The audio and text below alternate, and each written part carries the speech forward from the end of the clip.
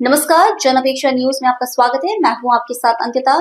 चलिए खबर देखते हैं विस्तार से। कांग्रेस नेता दिग्विजय सिंह की आरएसएस, बीजेपी और ओबीसी पर मंत्री विश्वास सारंग की प्रतिक्रिया। दिग्विजय सिंह हर समय विघटन और वर्ग संघर्ष की राजनीति करते हैं।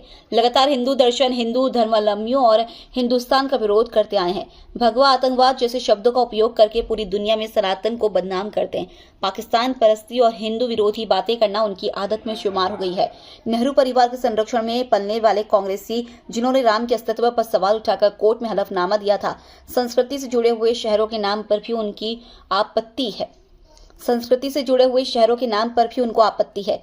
जो जाकिर नायक और लादेन और जिन्ना को जी कहते हो, उनसे आप क्या अपेक्षा कर सकते हो? जो कांग्रेस राम मंदिर का विरोध करती हो, ये नेहरू और इटली की कांग्रेस है।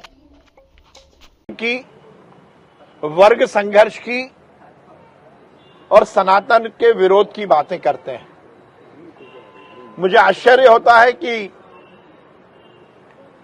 लगातार हिंदू दर्शन का, हिंदू मतावलंबियों का, हिंदू संतों का, सनातन का विरोध करने में उनको किस आनंद की प्राप्ति होती है। दिग्विजय सिंह जी पाकिस्तान परस्ती की बातें करते हैं। वो जाकिर नायक को हीरो कहते हैं।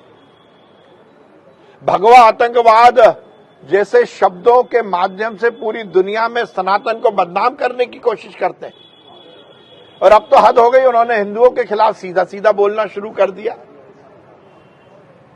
जिन्ना को जिन्ना जी कह रहे। ये पाकिस्तान परस्ती, आतंकवादियों को संरक्षण देना, ये उनकी आदत में शुमार हो गया है। उनका ये बयान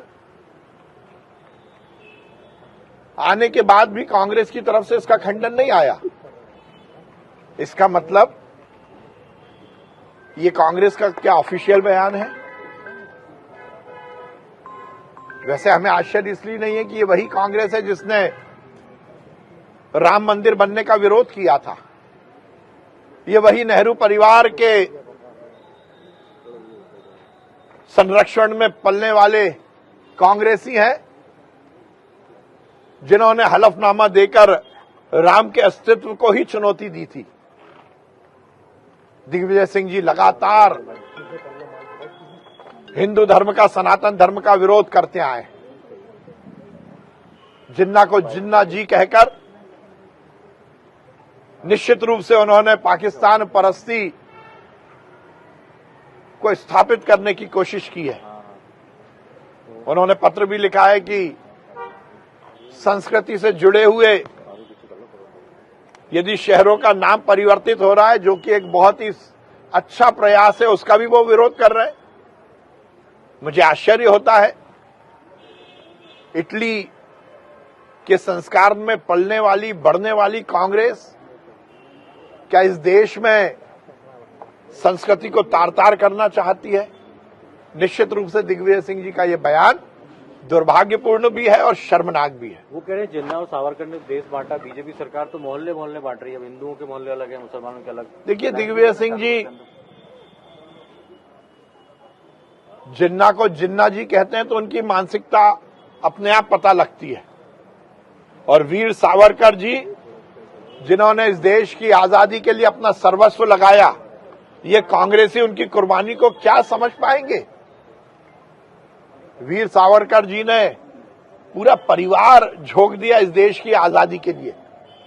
उन जैसे महान क्रांतिकारियों का कांग्रेसियों के मुंह से नाम लेना भी पाप जैसा है। ये कांग्रेसी क्या समझेंगे?